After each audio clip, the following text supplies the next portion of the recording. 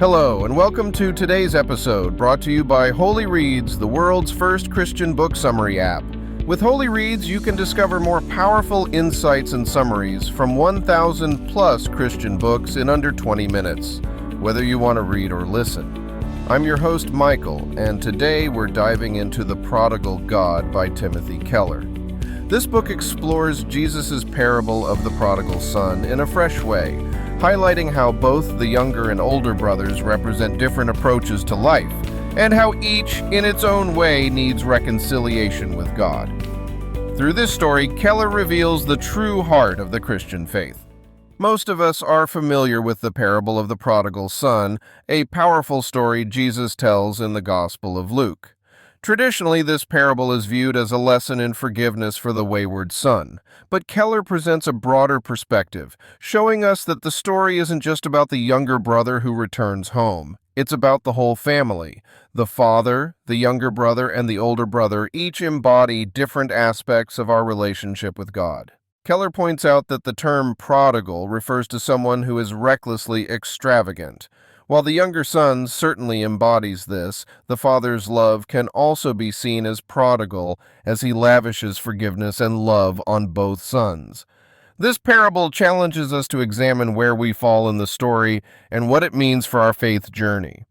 The first part of the parable focuses on the younger brother, who asks for his inheritance early, a deeply disrespectful request in his culture. By asking for his share of the estate, the younger son essentially tells his father that he values his wealth more than their relationship. He then goes on to waste this wealth in reckless living. Keller explains that the younger brother represents those who seek fulfillment outside of God. He lives by his own rules, chasing freedom through self-discovery, but ultimately finds himself lost and empty. This story resonates with many people today who feel disconnected and disillusioned by the pursuit of self-satisfaction. The younger son's journey reveals that a life apart from God ultimately leads to brokenness and isolation. One of the most moving parts of this parable is the father's response to the younger son's return. After squandering his inheritance, the son decides to come home, expecting to be treated as a servant. But when he arrives, his father doesn't scold or punish him. Instead, he runs to embrace him, showing a level of grace and forgiveness that is shocking in its extravagance. In the culture of Jesus' time, a father running to a son who had shamed the family would be seen as undignified. Yet this act demonstrates the depth of the father's love. Keller explains that the father's response embodies God's boundless grace. No matter how far we've strayed or what mistakes we've made, God welcomes us back with open arms.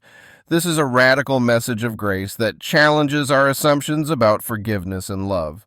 While the first part of the parable focuses on the younger brother's waywardness, the second part brings the spotlight to the older brother, who has remained faithful and obedient. When he learns that his father is throwing a celebration for the return of his younger brother, he is furious. The older brother cannot understand why his father would reward someone who had wasted so much. Keller describes the older brother as a figure of moral conformity. He represents those who believe that by following all the rules and doing everything right, they can earn their place with God. The older brother's resentment reveals his self-righteousness. He believes his obedience should entitle him to certain privileges and blessings, exposing a sense of pride that blinds him to his own need for grace. One of the key insights Keller offers is that both brothers are lost. While it's easy to see how the younger son's actions are problematic, the older son's pride and self-righteousness are just as dangerous. The older brother may be physically close to the father, but his heart is distant. He serves his father out of duty rather than love, and he resents his father's mercy. Keller uses this story to challenge readers to examine their own hearts. Are we more like the younger son, seeking freedom in our own way?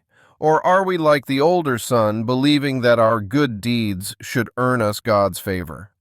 Keller reminds us that both paths ultimately lead to spiritual lostness. The Father's love is the only thing that can truly restore us, whether we are far away or close but disconnected. In the parable, the older brother fails to welcome his younger brother back and does not share in the father's joy. Keller explains that Jesus, in contrast, is the true older brother who leaves the comfort of heaven to bring us back into relationship with God. Jesus does what the older brother in the parable fails to do. He sacrifices himself to make a way for us to be reconciled with the Father. Through this, Keller shows us that Jesus bridges the gap between the younger brother lifestyle of self-indulgence and the older brother mindset of moral superiority.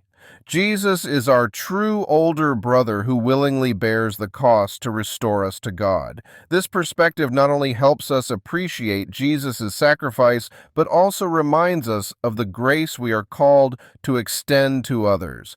A major theme in the Prodigal God is the balance between justice and mercy. The older brother in the parable struggles with the father's mercy, feeling it's unfair. Keller challenges us to see that God's mercy doesn't negate justice. The father's forgiveness isn't a denial of the younger son's actions. Rather, it's an invitation for him to return to a life of purpose and reconciliation. For Keller, this tension between justice and mercy is central to understanding God's character. We often want justice for others and mercy for ourselves, but God's love transcends both demands. Embracing God's love means recognizing that we are all in need of both justice and mercy. We're called to hold these values in balance, reflecting God's love in our relationships with others. Keller encourages readers to live out the lessons of the parable by examining their own lives. Are we welcoming and forgiving like the Father, or are we judgmental like the older brother? This parable calls us to reflect on how we treat others, especially those we might see as less deserving. Living out the gospel means embracing humility, forgiveness, and compassion, even when it's challenging. Keller reminds us that the gospel is not just something we receive, it's something we live out. We are invited to be agents of reconciliation, showing others the same grace we have received from God. Keller uses the image of home to explain the Christian faith. Like the younger son who returns home, we all have an innate desire for connection and belonging with God. Sin separates us from this home, creating a longing that can only be fulfilled in relationship with God. The parable reminds us that God is always ready to welcome us home, no matter how far we've wandered. The Christian journey, Keller explains, is about continually returning to God, finding our identity, security, and purpose in Him. This journey isn't about moral achievements or worldly success, but about knowing and being known by God. Keller encourages us to see Christianity not as a religion of rules, but as a pathway to a true, life-giving relationship with our Creator. Keller concludes The Prodigal God by showing that true freedom is found in God's grace. The younger son thought freedom was found in leaving his father's house, while the older son thought it was in strict obedience. But Keller explains that both approaches are misguided. True freedom comes when we accept God's grace, surrendering both our sins and our self-righteousness. This grace frees us from the burdens of guilt and pride, inviting us into a relationship with God that transforms every part of our lives. Keller's message is that grace changes us from the inside out. When we embrace grace, we're no longer driven by the need to prove ourselves or control our lives. Instead, we're free to live fully, reflecting God's love and mercy to those around us. Thank you for joining us in exploring The Prodigal God by Timothy Keller. This powerful reflection on the parable of the prodigal son challenges us to examine our hearts, seek reconciliation, and live out God's grace in our lives. Whether you identify more with the younger or older brother, remember that God's love welcomes you home.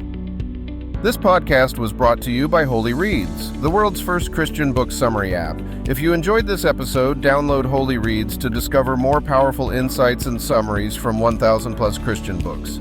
Don't forget to subscribe to our podcast for more reflections and book summaries to guide your faith journey. Until next time, may you walk in the freedom and joy of God's boundless grace.